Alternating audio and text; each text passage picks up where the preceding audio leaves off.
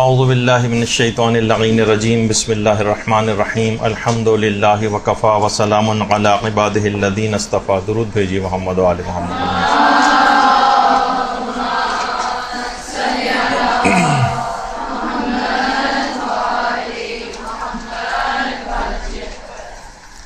آج 2 یا 3 مسائل ایسے بیان ہوں گے کہ جو کہ بہت زیادہ معاشرے کے اندر سوال و جواب آج کل ان موضوعات پر ہو رہے ہیں.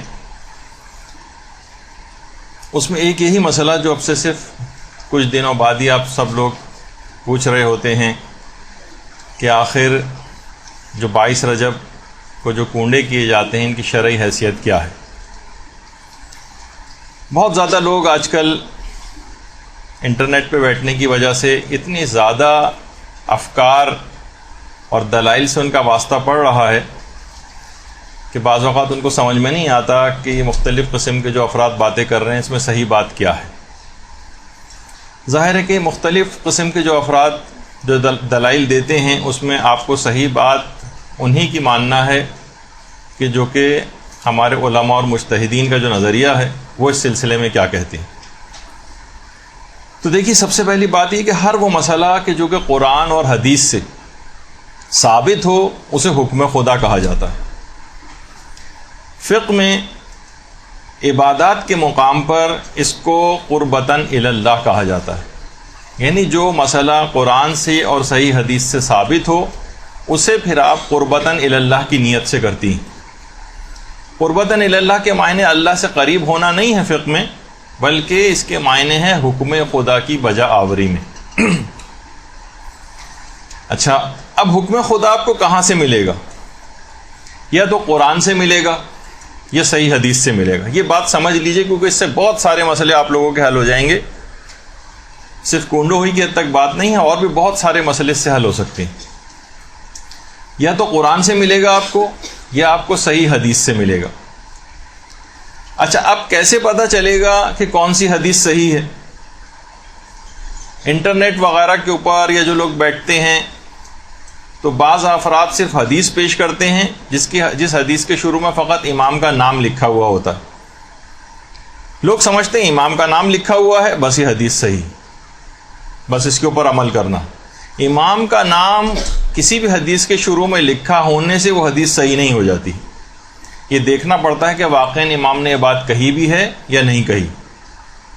راوی کون سا ہے اس کا، کس کتاب کے اندر ہے، اس راوی وہ جو راوی ہے وہ ثقہ راوی ہے بھی یا نہیں، اس کے الفاظ حدیث کیا ہیں، اس سے ٹکرانے والی کوئی اور روایات موجود ہیں یا نہیں ہیں. اس حدیث کا قرآن سے تو کوئی ٹکراؤ نہیں پایا جاتا ہے. علماء نے اس سلسلے میں کیا دلائل جو ہے وہ پیش کیے ہیں، اس حدیث کے الفاظ کا صحیح مفہوم کیا ہے. یہ سب چیزیں کیا کوئی عام آدمی چیک کر سکتا ہے حدیث کی؟ ہرگز نہیں چیک کر سکتا. اور جو یہ چیک کرتا ہے، جو پروسیس اس کی چیکنگ کا کہلاتا ہے، اسے اجتہاد کہا جاتا ہے. یعنی کوئی مجتہد ہی ان احادیث کو سمجھ سکتا ہے کہ ان کا مفہوم کیا ہے، ان کی شرعی حیثیت کیا ہے. اچھا، آج کل ایک بڑا المیہ یہ ہو گیا ہے کہ لوگ دین میں واقعتاً جو پڑھے لکھے ہیں یعنی مجتہد افراد، ان کے اجتہاد کا انکار کر رہے ہیں اور جاہلوں کی تحقیق کے اوپر بھروسہ کرنے لگے. یعنی جو جاہل افراد اجتہاد کر رہے ہیں، بس کوئی بھی حدیث 3 4 5 حدیث کتابوں کے ریفرنس کے ساتھ دے دی، بس اس کو آتھینٹسٹی اس کی سمجھی جاتی ہے. اور علماء اور جو مراجع ہیں ہمارے، ان کے اجتہاد کو چھوڑ دیا جاتا ہے. تو بہرحال اب ایک اور مسئلہ جو ہوا جس کی وجہ سے بہت مصلحت شناس جو ہمارے علماء تھے، انہوں نے اس بات کو پسند نہیں کیا تھا، خاص طور پر فقہی مسائل کی جو روایات کی حدیثوں کی جو کتابیں ہیں ان کے اردو تراجم کو. کہا کہ بہتر تو یہی تھا کہ ان کے اردو ترجمے نہ کیے جاتے یہاں کے جاہل معاشرے کی وجہ سے، ورنہ تو کتنی بھی زبانوں کے اندر احادیث کے ترجمے ہو جائیں، لیکن جو فقہی مسائل کی کتابیں ہیں ان کی تراجم جو ہیں اردو زبان کے اندر یہاں پر پسندیدہ شمار نہیں کیے گئے، کیونکہ جاہل معاشرہ بغیر کسی تفصیل میں جائے وہ صرف حدیثوں کو لیتا ہے اور بس اس کے اوپر عمل جو ہے وہ شروع کر دیتا ہے. یا یہ اس کو سوچتا ہے کہ یہ بات مجتہد کا فتویٰ اس کے برخلاف بھی اگر نظر آتا ہے. جب یہ بہت سارے سازشی عناصر نے لوگوں کو مجتہدین سے برگشتہ کرنے کے لیے باقاعدہ انٹرنیٹ پہ پوسٹ لگانی شروع کر دی. یہ دیکھیے کہ امام نے مثلاً حرام قرار دیا ہے مور کو اور جو ہے شتر مرغ کو مثلاً، اور آغا سیستانی ہے ان کے نزدیک شتر مرغ اور مور جو ہے وہ بالکل حلال ہے. اس کا مطلب ہے کہ یہ لوگ امام معصوم کے خلاف جو ہے وہ فتاوے دیتے ہیں. اب اس کی اتنی دقیق بحثیں ہیں کہ یہ چیز جانور کیسے حلال کیے جاتے ہیں، کیسے حرام سمجھے جاتے ہیں، کسی ایک حدیث کو دیکھ کر تو فیصلہ نہیں ہوتا ہے. تو یہ مسئلہ اس کے اندر بہت زیادہ شد و مت کے ساتھ آیا کہ مجتہد کی ساری زندگی کی جو زحمتیں ہیں وہ اسی بات پر ہوتی ہیں کہ وہ حدیثوں کی پرکھ رکھتا ہے، کون سی حدیث صحیح ہے، کون سی حدیث غلط ہے، اس کے پیچھے دلائل کیا ہیں، امام کی نے جو حدیث کہی ہے اس کے الفاظ کیا ہیں. لیکن کون ہے ایسا جو ان کے دلائل کو جا کر سنے، نہ پڑھتا ہے نہ اس میں کوئی صلاحیت ہے. مجتہدین اگر دلائل کو نقل بھی کریں تب بھی صلاحیت نہیں کہ آپ ان کی دلیلوں کو سمجھ سکیں. مثلا خود آغا سیستانی سے اس متعلق پوچھا بھی گیا اور کہا کہ مور جب حدیث کے اندر حرام قرار دیا گیا ہے تو پھر آپ نے حلال کس بنا پر کہا؟ تو انہوں نے کہا کہ مجتہد ظاہر ہے کہ جو مفہوم ہے خلاصے جو فتوے کا ان کے کہ جو استدلال ہوتے ہیں یہ حکم شریعت جن سے نکالا جاتا ہے یا قرآن سے، سنت سے، اجماع سے، کہ جس میں امام معصوم بھی شامل ہوتے ہیں اور عقل وغیرہ سے نکالے جاتے ہیں، اور یہ کام فقط ایک مجتہد ہی کر سکتا ہے. عام عوام جو ہے اس کے اندر یہ صلاحیت نہیں، حتیٰ کہ بعض صاحبان علم کے اندر یہ صلاحیت نہیں ہے کہ وہ استنباط کر سکیں ان تمام چیزوں سے. تو بہرحال مجتہد کا کام ہے، عام افراد کے بس کی بات نہیں ہے. لیکن عام طور پر ہم یہ دیکھتے ہیں کہ عام افراد ہی اس کے اندر جو ہے وہ زیادہ کود پڑے ہیں اور ان احادیث کو باقاعدہ مجتہدین کے فتاوے کے خلاف پیش کر کر کے، جبکہ معلوم بھی نہیں ان کو کہ مجتہد درس خارج کے اندر کیسے اپنے دلائل کو ثابت کرتا ہے، ان سے ٹکرانے والی کتنی احادیث وغیرہ کو پیش کرتا ہے. دیکھیں احادیث کے سلسلے میں ہمارے جو لوگ ہیں ان کے تین گروہ ہیں. تین گروہ. ایک تو عام مومنین کا گروہ، عام مومنین. اس میں کچھ تو مومنین سادہ ہیں، بہت سادہ، بس حدیث دیکھی اور اس کو پکڑ لیا، اور کچھ باقاعدہ سازشی عناصر اس کے اندر آ گئے. عام افراد کیا کرتے ہیں کہ ہر حدیث کو پکڑ لیتے ہیں جہاں پہ امام کا نام لکھا بغیر کسی تحقیق کے، مثلا کہہ دیا کہ دیکھیے جب حدیث کے اندر یہ آیا کہ امام نے فرما دیا کہ چھپکلی کو مار کر نہانا واجب ہے، تو اس کا مطلب ہے کہ جب امام نے کہہ دیا تو اب اس میں غسل کرنا چاہیے چھپکلی کو مارنے کے بعد. کتنے ایسے افراد ہیں جو حدیث کی کتاب پڑھی اور اس کے اوپر عمل کرنا شروع کر دیا. ایک تو یہ گروہ ہے کہ اب میں آپ کو وہ بتا رہا ہوں کہ حدیثوں کے سلسلے میں ہوتا کیا ہے. ایک تو عوامی گروہ ہے، دوسرا جو گروہ ہے وہ وہابی فکر کے افراد کا ایک گروہ پیدا ہو گیا. وہ کہتے ہیں کہ جو قرآن اور حدیث میں ہم کو نظر نہ آئے وہ بالکل ایسے ہی ہے جیسے حرام. یہ وہابی فکر کے افراد ہیں. وہ کہتے ہیں کہاں یہ لکھا ہوا ہے، کون سے امام نے یہ کیا ہے، جب نہیں کیا تو اس کا مطلب ہے کہ یہ چیز کرنی جائز نہیں، یہ بدعت ہے. اس طرح سے کر کے یہ دوسری فکر ہے اس کے اندر. تیسرا گروہ ہے جو کہ ہمارے علماء اور مجتہدین کا گروہ، ہمارے علماء اور مجتہدین کا گروہ، کہ جو چیز قرآن میں یا حدیث میں اس کا کوئی حکم نہ ہو اور وہ کسی شرعی حکم کے خلاف ورزی بھی اس کے اندر نہ ہو، ہمیں اس کو کرنے کی اجازت ہے. بس حکم خدا کی نیت نہیں ہوگی. ہم یہ نہیں کہہ سکتے کہ چیز حکم خدا ہے، ورنہ وہ چیز بدعت بن جائے گی. اور اس کو کہا جاتا ہے، ایک چیز ہے بدعت، یعنی جو حکم خدا اور حکم رسول سے ثابت نہ ہو اور ہم اسے حکم خدا اور رسول سمجھ کر عمل کریں، اس کو بدعت کہا جاتا ہے. اور اسی کا ایک دوسرا نام بھی ہے جس کو کہتے ہیں تشریع، یعنی شریعت بنانا. ظاہر شریعت کو بنانے کی تو کسی کو اجازت نہیں، حتیٰ کہ مجتہد کو شریعت بنانے کی اجازت نہیں. جو حکم خدا ہوگا بس وہ صرف اس کو کشف کر کے، اس کو استنباط کر کے آپ کے سامنے پیش کرے گا. اگر کسی کام کے لیے آپ یہ کہیں کہ امام نے حکم دیا جبکہ آپ کے پاس اس کی کوئی دلیل نہ ہو، اسی کو کہا جاتا ہے کام بدعت ہے.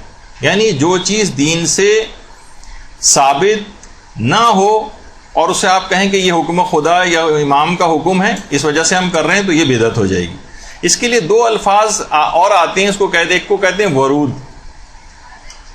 ورود کہتے ہیں، اور ایک دوسرا اس کے لیے لفظ اور بھی ہے جسے کہتے ہیں امتثال، یعنی قصد ورود. یہ فتووں کے اندر بہت آتا ہے.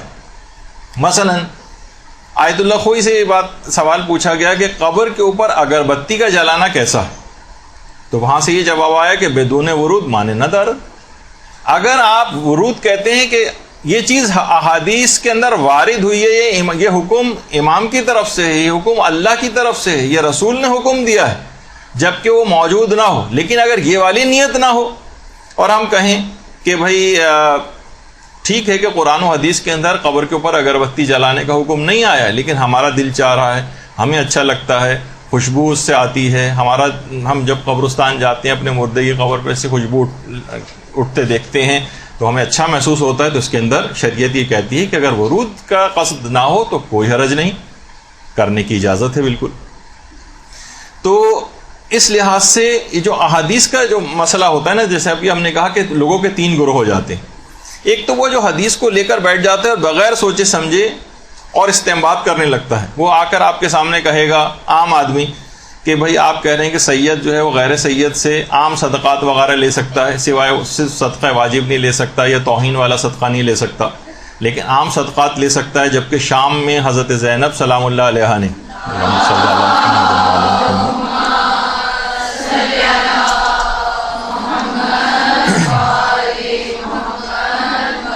نے صدقے کے خرمے لینے سے انکار کر دیا تھا. تو وہ آپ کے سامنے یہ واقعات کھول کے پیش کر دے گا. ذرا آپ اور سامنے آتے جائیں تاکہ آپ کو اس پہ اسکرین نظر آئے. اچھا، اسی طرح سے وہ آپ کے سامنے مثلا حدیث پیش کرے گا کہ آپ کہتے ہیں کہ بالوں کا پردہ جو ہے وہ زیادہ اہمیت رکھتا ہے بنسبت چہرے کے پردے کے. وہ آپ کے سامنے پیش کرے گا کہ سیدانیوں نے بالوں کے مقابلے میں چہرے کے پردے کو جو ہے وہ زیادہ اہمیت دی اور اپنے بالوں سے اپنے چہرے کو چھپایا. تو اس طرح سے وہ آپ کے سامنے حدیثیں پیش کریں گے. ان سب کے بہت جوابات ہیں علمی اور فقہی طور پر، لیکن بہرحال ابھی ہمارا جانے کا اس میں وقت نہیں ہے. تو وہ دیگر دلائل اس کے سامنے نہیں ہوتے، اور جو بھی چیز سامنے ہوتی ہے بس اس کے اوپر وہ فیصلہ کر لیتے ہیں. یہ عام لوگ ہیں. اچھا، دوسرا گروہ جو وہابی فکر افراد کا ہے، ان کے ساتھ کیا ہوتا ہے؟ یہ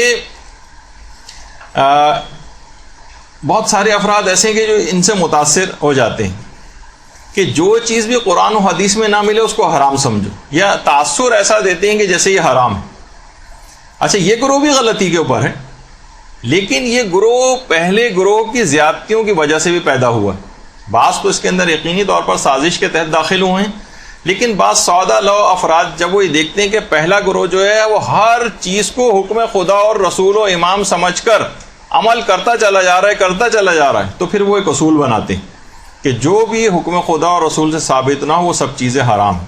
یہ دونوں گروہ غلطی کے اوپر ہے.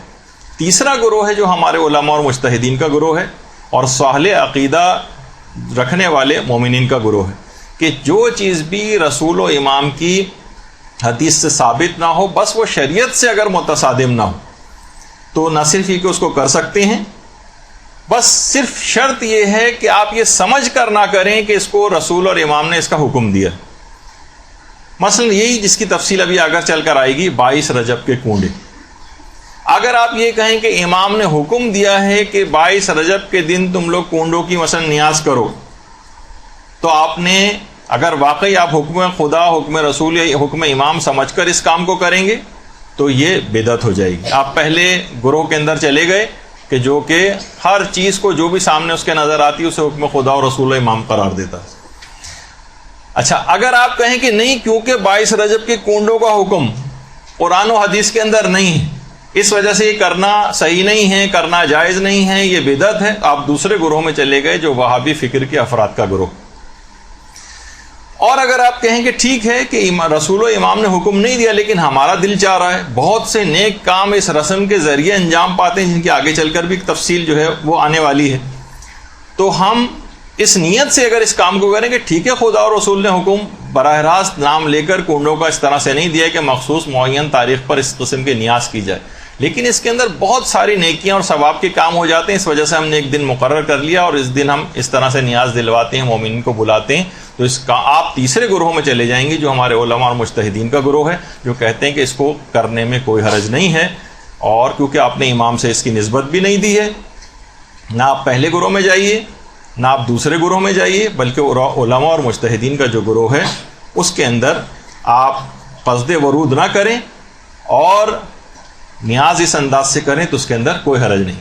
اب مسئلہ سارا یہ ہے کہ عمل آپ کے سامنے باقی رہ گیا ہے، نیت دماغوں سے نکل گئی کہ اصل نیت کیا کرنا ہے، کون سی نیت کرنا ہے کنڈے کرتے وقت، فقط عمل ہمارے سامنے رہا۔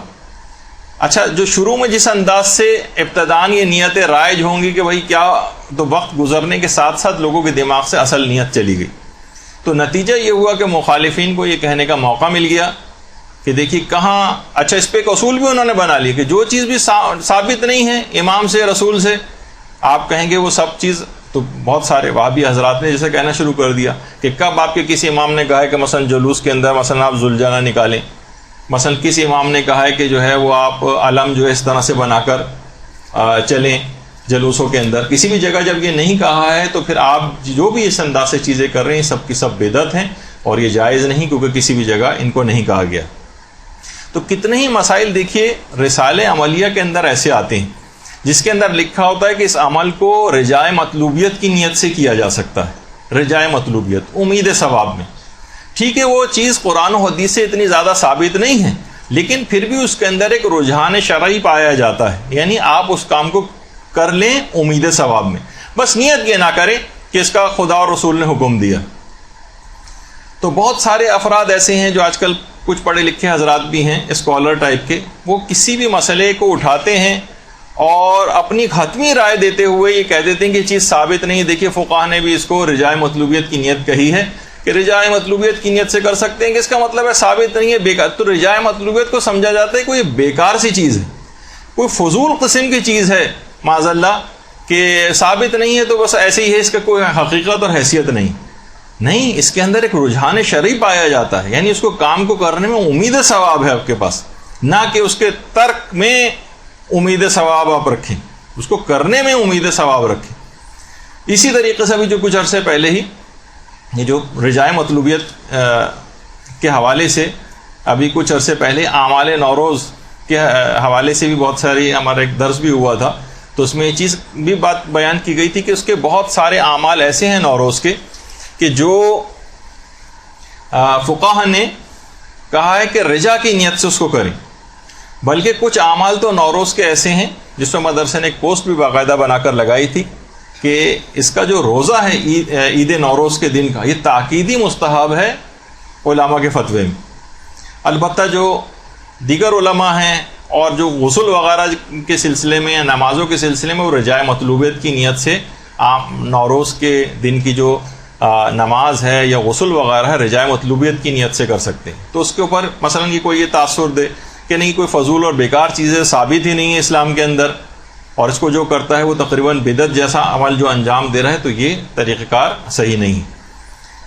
تو تقریباً اس طرح کا کوئی پورا لکھ دیا جائے، آرٹیکل بنا کر لکھ دیا جائے اور تاثر اس کے اندر یہ دیا جائے، اب ظاہر ہے کہ لوگوں کو یہ تاثر ملے گا کہ یہ چیزیں ناجائز ہیں، کیونکہ دیکھیں رجائے مطلوبیت سے علماء نے لکھی ہے، لہٰذا عمل ثابت نہیں ہے، اور جو عمل ثابت نہیں اس کو اگر آپ کریں گے تو یہ صحیح نہیں ہے اس کو کرنا۔ اب چاہے رفع تہمت کے لیے عالمانہ طور پر ایک آدھ جملہ اس کے اندر ایسا لکھ دیں کہ نہیں مباح کی نیت سے کرنے کی اجازت ہے، تو لیکن اوور آل جو تاثر بنتا ہے وہ تو یہی ہے کہ کام جائز نہیں۔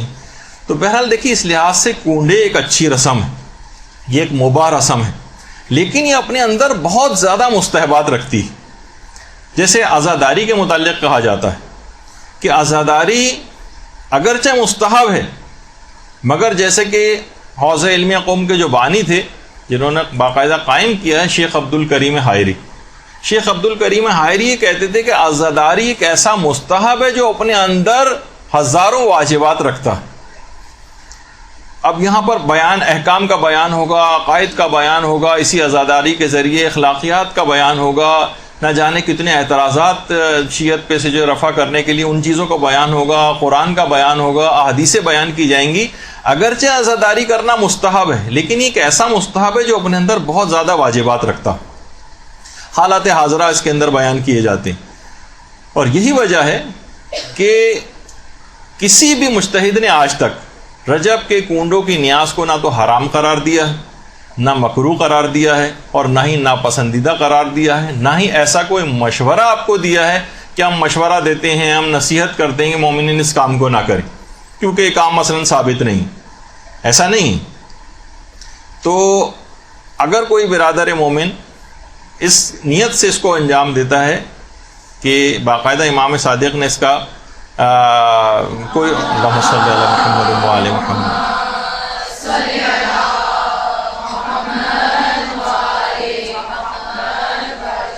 کسی کی بھی نیت نہیں ہے, یہ نہیں ہوتی. کسی سے بھی آپ پوچھ لیں, باقاعدہ سروے کر کے پوچھ لیں کہ لوگوں سے جا کے پوچھیں کہ کیا آپ اس نیت سے کر رہے ہیں کہ باقاعدہ امام صادق نے حکم دیا ہے, تو لوگ کہیں گے نہیں, ہم ان کے نام پر کھلا رہے ہیں, لیکن حکم وغیرہ کا تو ہمیں پتہ نہیں کہ دیا یا نہیں دیا, لیکن ہم امام کے نام پر لوگوں کو یہ چیزیں کھلاتے ہیں. امام کی خوشنودی کے لیے, اللہ کی خوشنودی کے لیے, اس کے رسول کی خوشنودی کے لیے ہم یہ چیزیں کھلا رہے ہیں. سادہ سی نیت ہوتی. تو نہ جانے اس کے اندر کتنے ہی ایسے مستحبات ہیں. اس رسم میں کنڈے کے اندر بہت زیادہ مستحبات بھرے ہوئے ہیں, اور اگر الگ الگ بھی اگر آپ ان کو دیکھیں, ہر اتنے سارے ابھی جو مستحبات آپ کے سامنے میں لسٹ کے طور پہ بھی پیش کروں گا جو اس رسم کے اندر پائے جاتے ہیں, یہ سب الگ الگ جب مستحب ہیں تو ان سب کا مجموعہ یہ کوئی بدعت یا ناپسندیدہ چیز کیسے ہو جائے گا؟ جب اس کا جز جو ہے, جب اس کے اجزاء جو ہیں وہ مستحب ہیں, تو اس کا جو کل ہے ان اجزاء سے جو بنا ہوا ہے وہ خود جو ہے وہ غلط کیسے ہو جائے گا؟ تو بہرحال دیکھیے, اس کے اندر سب سے پہلی تو چیز ہے کہ مومنین کا آپس میں ملنا. مومنین ایک دوسرے سے باقاعدہ ملاقات کے لیے جاتے ہیں. روایات میں ملتا ہے کہ مومن سے ملاقات کے لیے جانا ایسے ہی جیسے انسان اللہ سے ملاقات کے لیے گئے. روایات کے اندر یہ بات آئی. اور ہر قدم جو وہ اٹھاتا ہے, اس کے ہر قدم اٹھانے پر گناہ معاف ہوتے ہیں جب اپنے مومن بھائی سے ملاقات کے لیے جا رہا ہوتا ہے, اور اس کے اوپر جنت خدا واجب کر دیتا ہے. روایات بھی اتنے طویل روایتیں پڑھنے کا موقع نہیں, میں صرف اس کا سبسٹنس آپ کے سامنے پیش کر رہا ہوں, ورنہ آپ خود جا کر ثواب الاعمال جو ہے شیخ صدوق کی اور دیگر کتابوں کو دیکھ سکتی ہیں. تو مومنین کا آپس میں ملنا یہ کنڈے کے ذریعے ہوتا ہے. اسی طریقے سے مومنین ایک دوسرے کو آتے ہیں, ظاہر سلام کرتے ہیں. 70 نیکیاں تو ویسے سلام کرنے والے کو جو ہے وہ مل جاتی ہیں. اور اس طرح سے روایات میں یہ کہ جب انسان دوسرے کو سلام کرتا ہے تو اسے مجاہد فی سبیل اللہ کا ثواب ملتا ہے, جو حالت جنگ میں باقاعدہ جہاد کے موقع پر دشمنوں سے لڑ رہا ہوتا ہے, اس کا ثواب اس کو دیا جاتا ہے. اسی سلام کے نتیجے میں انسان کے دلوں کا جو کینہ ہے وہ دور ہو جاتا ہے. گناہ اس طرح سے جھڑنے لگتے ہیں اس کے کہ جب تک وہ دونوں افراد جدا نہ ہو جائیں مصافحے کے بعد, جب تک مسلسل گناہ جھڑتے رہتے ہیں. یہی وجہ ہے کہ روایات کے اندر ملتا ہے کہ ہمارے پیغمبر اسلام ختمی مرتبت صلی اللہ علیہ وآلہ وسلم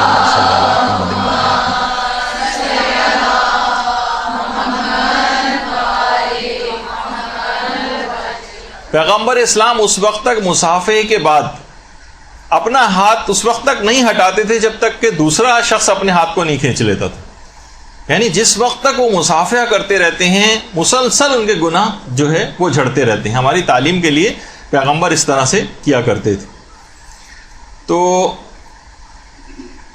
مصافحے کے اعتبار سے بھی یہی بات ہے کہ مومنین آپس میں ایک تو سلام کرتے ہیں, اس کے بعد مصافحہ کرتے ہیں. مصافحے کے اندر بھی آپ نے دیکھا کہ دلوں سے کینہ دور ہو رہا ہے, اور جو ہے وہ اتنا زیادہ جو ہے ثواب اس کے جو ہے وہ دیے جا رہے ہیں.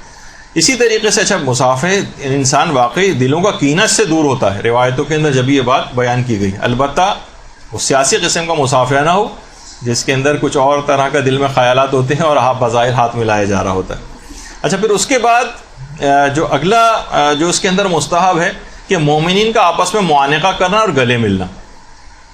دیکھیے اچھا, جب وہ جاتے ہیں تو معانقہ ہوتا ہے, اور بہت سے عالم حضرات کہتے ہیں کہ جب کنڈے کھا کے واپس آ رہے ہوتے ہیں تو پھر مباتنہ ہوتا ہے. پیٹ اتنا پھول چکا ہوتا ہے کھانا کھانے کے بعد, پھر گلے ملنے کے بجائے پیٹ آپس میں ملتے ہیں ان کے. تو بہرحال اب یہ ہے کہ یہ خود روایات کے اندر یہ بات آئی ہے کہ مومنین کا آپس میں گلے ملنا, اس سے بھی جتنی دیر وہ گلے ملتے ہیں اتنی دیر مسلسل ان کے گناہ جھڑتے رہتے ہیں. تو اس کے اندر یہ والی چیز بھی ہوتی ہے عام طور پر جب کنڈوں میں جاتے ہیں کسی کے ہاں, تو اس طرح سے. اسی طرح سے پھر مومنین کا کھانا کھلانا, کسی بھی مومن کو کھانا کھلانا, روایت میں یہ بات آئی ہے کہ ایک مومن کو بھی اگر انسان کھانا کھلاتا ہے تو اس کا ثواب اتنا ہے کہ جیسے 1,00,000 لوگوں کو کھانا کھلانے کے برابر. تو کتنے لوگ کنڈوں کی اس رسم کے اندر آتے ہیں کھانا کھا کر جاتے ہیں. اور ایک روایت میں یہ بھی ہے کسی مومن کو کھانا کھلانے کا ثواب ایسے ہی ہے جیسے تمام انبیاء، پیغمبر اور تمام صدیقین کو اس نے کھانا کھلایا. تو دیکھیے کتنا زیادہ اس کے اندر ثواب ہے. اسی طرح سے پھر مومن کو شیرینی کھلانا. اب معلوم ہے کہ لنچ ٹائم پہ ایسی تصویریں آپ لوگوں کو نہیں دکھانی چاہیے، لیکن بہرحال یہ کہ کنڈے کی بات ہو رہی ہے تو اس میں کیسے ممکن ہے کہ یہ سب تصویریں جو ہیں وہ نہ دکھائی جائیں آپ کو.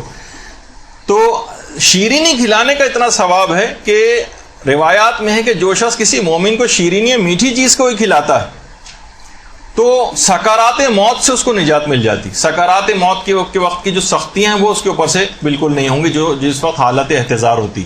کتنا زیادہ کروشل اور کتنا زیادہ سخت ترین مرحلہ ہے سکرات موت کا، کہ عرفاء کے دل ٹکڑے ٹکڑے ہو جاتے ہیں. اس موقع پر ہی فیصلہ ہو جاتا ہے اکثر چیزوں کا، جس وقت سکرات موت کی کیفیات طاری ہوتی ہیں.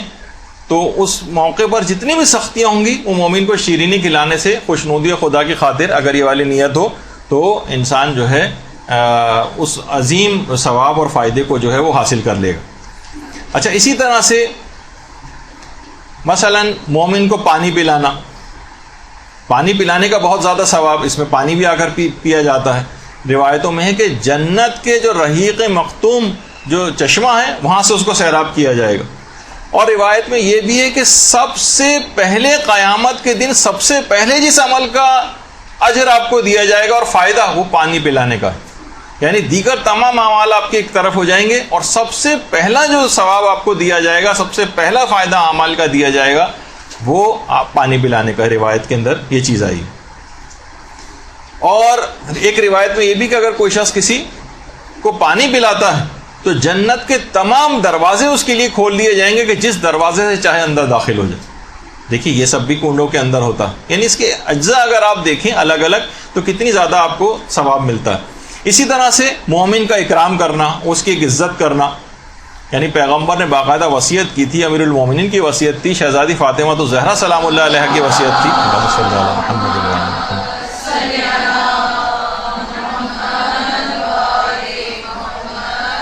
کہ باقاعدہ مہمان کا اکرام کرنے کے لیے الگ سے وصیتیں کی.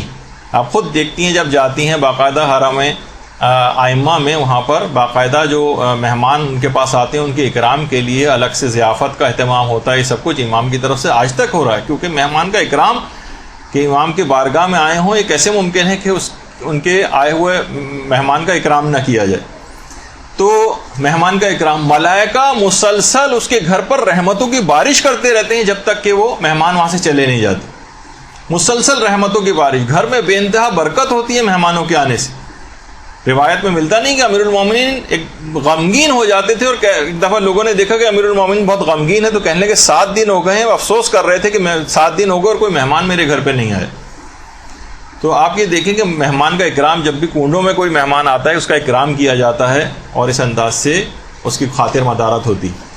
اس کے اندر خود صلہ رحمی ہوتی، کتنے رشتہ داروں کو جو ہے بلایا جاتا ہے. روایتوں میں ہے کہ اگر کوئی رشتہ داری نبھانے کے لیے صلہ رحمی اگر کسی سے کرتا ہے، ملاقات کے لیے جاتا ہے مثلا، تو 100 شہیدوں کا ثواب اس کو دیا جاتا ہے.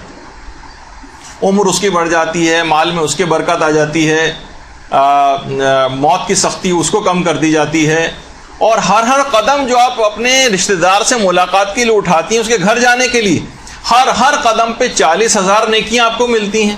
ہر قدم پر 40,000 گناہ آپ کے معاف ہوتے ہیں اور ہر قدم پہ 40,000 درجات آپ کے بلند ہوتے ہیں.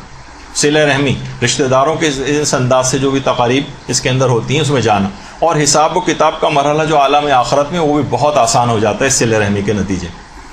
اچھا، اسی طرح سے اس میں ایک اور بھی چیز ہوتی ہے کہ بہرحال صلہ رحمی کا ایک تو یہ فائدہ ہے، دوسرا یہ کہ دلوں کے کینے اور کدورتیں دور ہوتی ہیں. کتنے ایسے رشتہ دار ہیں کہ جو بظاہر آپس میں ان کے تعلقات کشیدہ ہو رہے ہوتے ہیں، لیکن جب کبھی ایسا موقع ہوتا ہے تو ایسے رشتہ داروں کو عام طور پہ بلا لیا جاتا ہے فون کر کے. وہ آ جاتے ہیں اور آپس کی رنجشیں دور ہو جاتی ہیں، وہ آ جاتے ہیں اور آپس کے دلوں کے کینے دور ہو جاتے ہیں، اور اس طرح سے میل جول پھر شروع ہو جاتا ہے. یہ چیزیں ساری پروڈکٹیو ہیں، ان سے فائدہ اٹھانا چاہیے.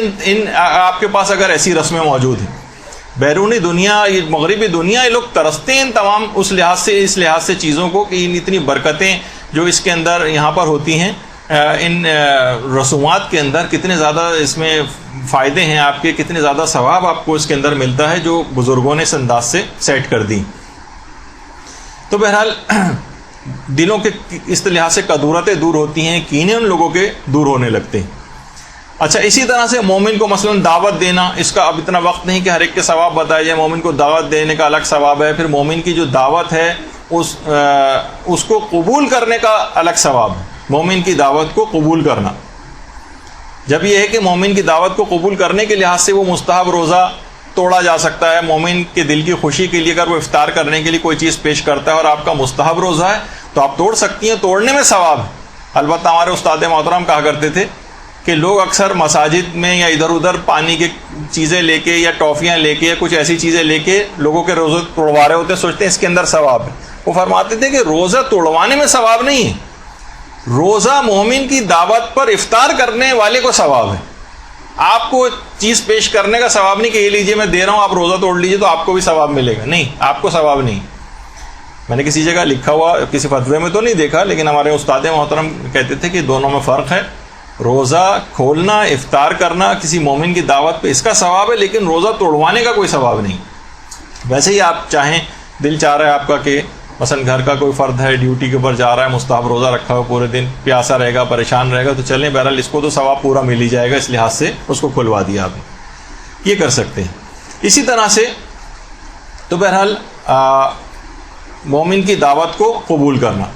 پھر اس کے بعد ہے مومن کے دل کو خوش کرنا۔ اس کی بھی بے پناہ روایتیں، کسی کے گھر جاتے ہیں وہ مومن بھی خوش ہوتا ہے، آپ بھی جس کے گھر جاتے ہیں آپ کو بھی خوشی ہوتی ہے، اس مومن کو بھی خوشی ہوتی ہے۔ روایت کے اندر یہ ہے کہ جب کسی مومن کے دل میں کوئی خوشی پیدا کرتا ہے تو خدا اس خوشی سے ایک فرشتے کو پیدا کر دیتا ہے جو اس کی طرف سے عبادات کرنا شروع کر دیتا ہے، اور وہ یہاں تک کہ وہ فرشتہ پھر ہٹتا نہیں، یہاں تک کہ مومن کے انتقال کے وقت اس کی قبر میں آ جاتا ہے اور اس کے مونس بن جاتا ہے، وہاں پر اس کا دل بہلائے گا وہ، اور اس کے بعد پھر روز قیامت میں اس کا شفیع بن جائے گا، اسے عذاب آنے لگیں گے تو ان کو برطرف کروائے گا، یہاں تک کہ جنت میں بھی اس کی رہنمائی کے لیے موجود ہوگا۔ یعنی جنت کی نعمتوں سے استفادہ کریں، آپ کسی نئے ملک میں جاتے ہیں، کوئی گائیڈ ہوتا ہے کہ اب میں اس جگہ کہاں جاؤں کیا کروں، تو جنت میں بھی گائیڈ کے طور پر اس کو جو مومن کے دل کو جو خوشی پہنچائی جاتی ہے اس کا اتنا زیادہ ثواب ہے۔ اسی اعتبار سے تو بہرحال لوگ ہیں وہ خوش ہوتے ہیں، ان کے گھر میں آئیں مہمان، پورے وقت وہ تیاری کر رہے ہوتے ہیں، ان کو بہت خوشی ہوتی ہے، جب بھی وہ اکثر لوگ اعتراض بھی کرتے ہیں ہم نے آپ کو بلایا تھا آپ ہمارے گھر نہیں آئے، ان کے دل کو خوشی پہنچانے کے لحاظ سے جانا یہ خود ایک کار ثواب ہے۔ اسی طرح سے اس میں ایک نیاز دی جاتی ہے، سورہ فاتحہ پڑھی جاتی ہے، سورہ توحید پڑھی جاتی ہے، 3 دفعہ مثلا سورہ توحید بھی اگر پڑھیں گے پورے قرآن کا اس کے اندر جو ہے وہ ثواب جو ہے وہ دیا جاتا ہے۔ تو دیکھیے یہ سب چیزیں ایسی ہیں کہ ان کا فائدہ اٹھانا چاہیے ان سے، اور ان رسومات کو ختم نہیں کیا جائے بلکہ اس میں جو کچھ برائیاں یا خرابیاں آ گئی ہیں ان کو دور کرنے کی کوشش کی جائے۔ اکثر افراد یہی کرتے ہیں کہ دلیل لیتے ہیں بھائی دیکھیے اس کے اندر کتنے حرام ہو رہے ہیں، تو حرام ہو کیسے ختم کریں، اس رسم کو ختم کر دو۔ نہیں، یہ طریقہ کار غلط ہے۔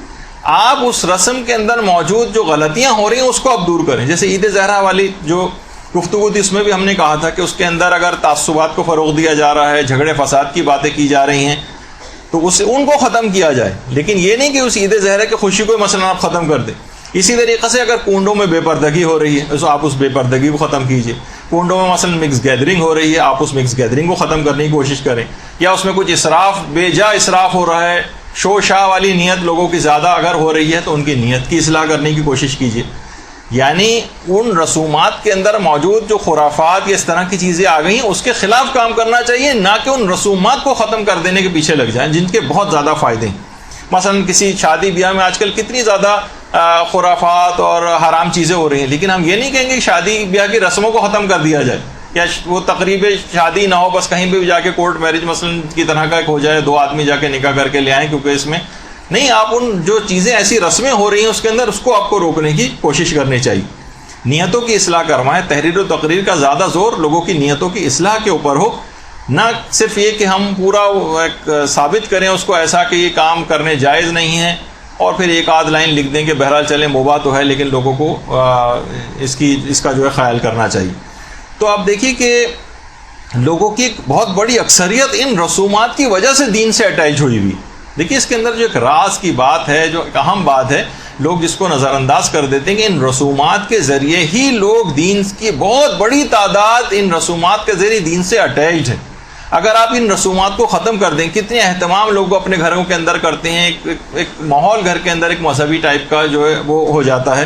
ان کی ایک اکثریت لوگوں کی دین سے اٹیچ ہے. ہمارے ساتھ یہ کہ ہم نے ان تقریبات سے فائدہ نہیں اٹھایا.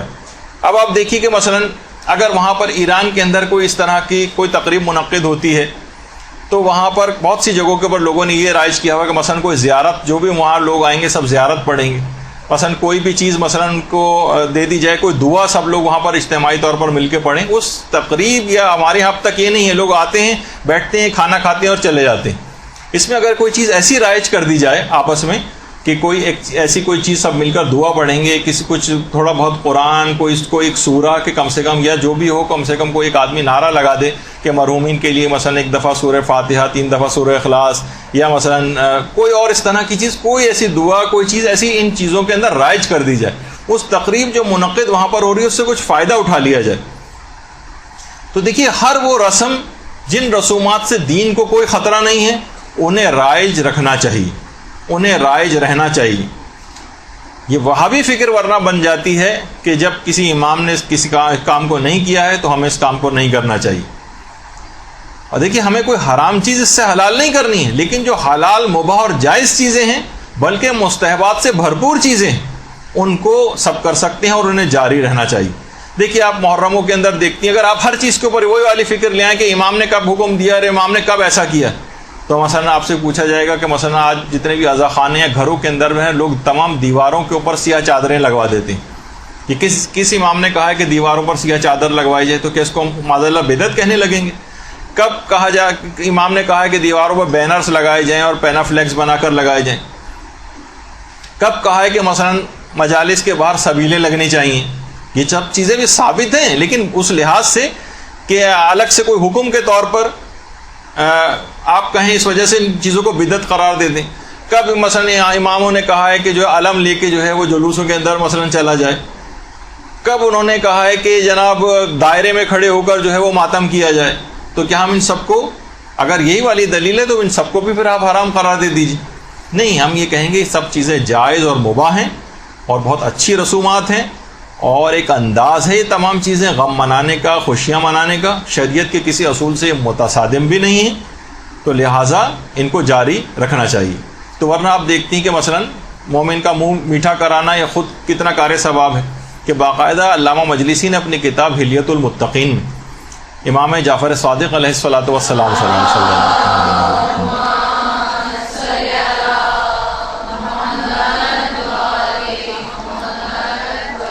باقاعدہ روایت ان سے نقل کی ہے کہ امام اکثر ایسی دعوتیں کیا کرتے تھے، اس میں عمدہ روٹیاں ہوتی تھیں، نفیس فیرینی کھلایا کرتے تھے اور لذیذ حلوہ کھلایا کرتے تھے لوگوں کو.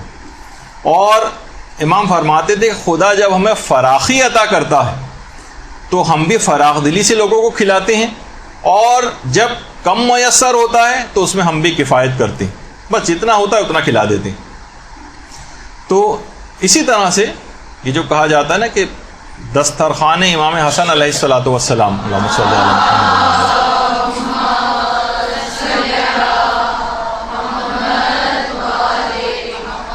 مدینے میں امام حسن کا دسترخوان جو امام حسن کے گھر پہ منعقد ہوتا تھا، باقاعدہ لوگ اس میں آ کر کھانا کھا کر جاتے تھے، مستقل دسترخوان بچھا رہتا تھا. یہ جو تصویر آپ کے سامنے میں، اس میں ایک تو سیدھے ہاتھ کی طرف کچھ پلر نما کھڑے ہوئے ہیں چیزیں، اس میں الٹی طرف جو پلر ہیں الٹے ہاتھ کی طرف، کہا جاتا ہے کہ اس کے قریب ہی امام حسن علیہ السلام کا گھر تھا، وہ جگہ کہ جہاں پر امام حسن رہا کرتے تھے، اور اسی جگہ پر وہ دسترخوان وغیرہ بھی لگا کرتا تھا کہ جو کہ جن کی یاد یہاں پر منائی جاتی. تو اس لحاظ سے یہ تمام چیزیں، اب بتائیے مومنین نے اگر اس سنت کو زندہ کیا ہوا ہے کہ امام کے ہاں ایسا دسترخوان ہوتا تھا، امام کی یاد میں ایسا دسترخوان کوئی قائم کر رہے ہیں اور ایک نیاز امام حسن کی دلوا رہے ہیں، تو اس کو فوراً آپ یہ کہنا شروع کر دیں کب یہ ثابت ہے، بتائیے کون سی روایت کے اندر آیا ہے کہ امام حسن نے ایسا حکم دیا ہو. امام کے اپنا تو طریقہ کار تھا نا کہ امام اس طرح سے کھلواتے تھے، ان کے نام پر ان کی سنت کو زندہ کرنے کے لیے لوگ اس کام کو کرتے ہیں. تو ایک لحاظ سے اگر کوئی چیز مباح بھی ہو تو اچھی نیت سے اس کو مستحب بھی بنا سکتے ہیں. باقاعدہ آیت اللہ سیستانی سے ایک استفتاء بھی کیا گیا تھا، تو آغا سیستانی نے اس میں فرمایا تھا کہ عمل کا ثواب انسان کی نیت اور قابلیت پر منحصر ہوتا ہے. ممکن ہے کہ ایک عمل مباح بھی ثواب کا باعث بن جائے. آپ کی اگر نیت اچھی ہے اس کام کو کرنے کے لیے، پانی اس وجہ سے پی رہی ہیں، کھانا اس وجہ سے کھا رہی ہیں تاکہ میں تبلیغات زیادہ کروں، میرے جسم کے اندر توانائی پیدا ہو جائے، تو یہی مباح چیز کار ثواب بن جائے گی. تو یہ آپ کی اپنی صلاحیت کے اوپر ہے کہ آپ مباح چیزوں کو کیسے مستحبات کے اندر تبدیل کر لیتے ہیں. یہ بھی کار ثواب کی چیزیں بن جاتی ہیں. تو مباح چیزوں کو بھی تبدیل کیا جا سکتا ہے. تو اسی لحاظ سے مثلا جو لوگ یہ کہتے ہیں کہ جناب ٹھیک ہے، جب یہ نیاز کبھی بھی ہو سکتی ہے تو اپنے 22 رجب کا دن ہی اس کے لیے کیوں فکس کیا ہوا ہے؟ بھائی کبھی بھی ہو سکتی ہے نا، تو 22 رجب کا فکس کیوں کیا ہوا ہے؟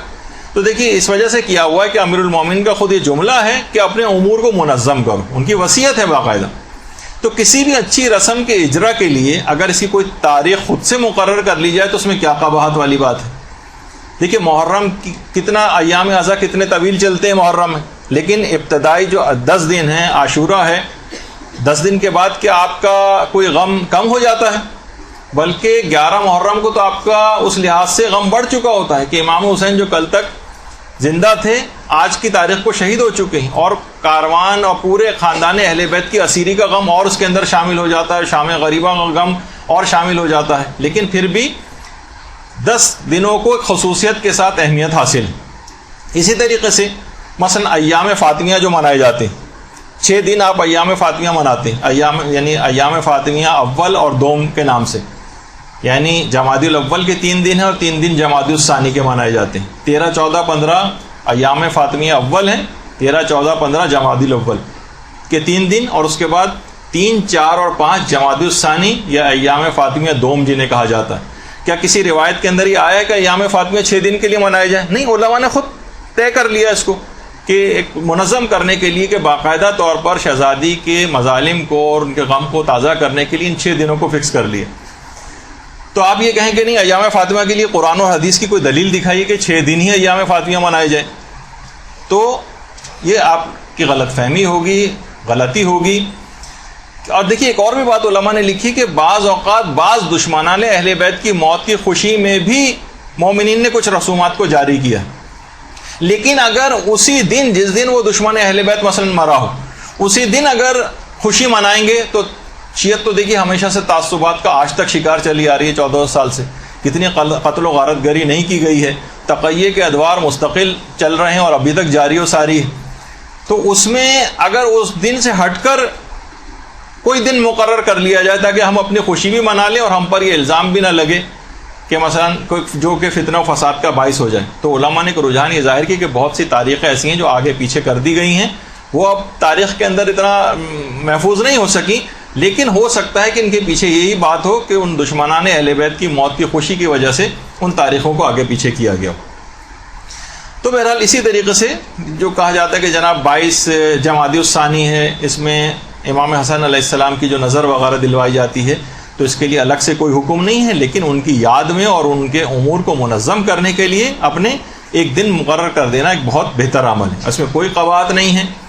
اور البتہ لوگوں کی بہرحال معلومات کے لیے، لوگوں کی نیت کی اصلاح کے لیے صاحبان علم کو صحیح اور حقیقی نیتیں یہ لوگوں کو بتاتے رہنا چاہیے. تو دیکھیے یہ جو دسترخوان امام حسن کا بھی جو تذکرہ ہوا کہ باقاعدہ مدینے میں امام حسن علیہ السلام کے دسترخوان پہ ایک دفعہ ایک شخص آیا مہمان بن کر. امام نے دیکھا کہ وہ ایک لقمہ کھا رہا ہے اور ایک لقمہ بچا کر اپنے پاس رکھ لیتا.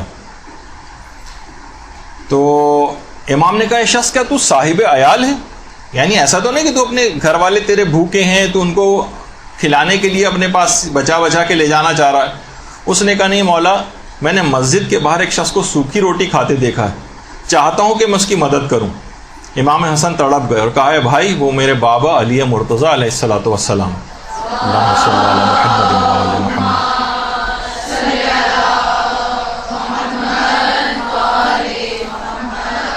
ان کی زندگی کا یہی معمول ہے. ہم اہل بیت جو دنیا کو کھلاتے ہیں وہ کچھ اور ہوتا ہے، اور جس پر ہم خود زندگی گزارتے ہیں وہ کچھ اور ہوتا ہے. ہمارے لیے نعمتوں کا دسترخوان پروردگار عالم نے آخرت میں بچھایا. تو بہرحال یہ خاص نیت کے لحاظ سے اس رسم کے حوالے سے کچھ باتیں عرض کرنا تھی. البتہ جو لوگ اس میں کچھ سوالات پوچھتے ہیں، چند ایک دو چار باتیں، وہ کوئی فقہی مسئلے تو ظاہر ہے نہیں ہے، لیکن لوگ پھر بھی اس لحاظ سے پوچھتے ہیں اس کو کہ مثلاً کیا بہت سی جگہوں کے اوپر ہے کہ نیاز فقط جو ہے وہ مرد کھا سکتے ہیں، حضرت زہرا کی نیاز جس پہ دلائی جائے وہ مثلاً فقط عورتیں کھا سکتی ہیں. ایسا شریعت کے اندر کوئی مسئلہ نہیں ہے، کسی کے لیے بھی کوئی نظر و نیاز دلوائی جائے وہ سب کھا سکتے ہیں، یہ کوئی فقہی مسئلہ نہیں. پھر ایک سوال پوچھا جاتا ہے کہ ایام یہ عورتوں کے جو مخصوص ایام ہوتے ہیں اس میں عورتیں کیا اس قسم کی نظر بنا سکتی ہیں، پکا سکتی ہیں؟ تو جواب ہے کہ جی ہاں پکا سکتی ہیں. کیا وہ ایسی نظر کھا سکتی ہیں ان مخصوص ایام میں؟ جی ہاں کھا بھی سکتی ہیں. کیا کسی غیر شیعہ کو یہ نظر کھلائی جا سکتی ہے، غیر مومن کو؟ تو جواب ہے کہ جی ہاں کھلائی جا سکتی ہے. ایک جگہ سے اٹھا کر اس کنڈے کو کسی دوسری جگہ لے جایا جا سکتا ہے؟ جی ہاں لے جایا جا سکتا ہے. پلیٹوں میں اگر کچھ تھوڑا بہت سالن یا اس طرح کی نیاز والی چیزیں بچ جائیں جو کہ پھینکنے کے عام طور پر قابل ہوتی ہیں، اس کو رکھا نہیں جاتا، کہ ان کو پھینک سکتے ہیں؟ جی ہاں پھینک سکتے ہیں. تو بہت ساری چیزیں ایسی کہ جس میں ایسا کوئی فقہی مسئلہ نہیں ہے، لیکن ہم نے اس کو اس انداز سے سمجھ لیا ہے کہ گویا جیسے کہ کوئی فقہی مسئلہ ہو.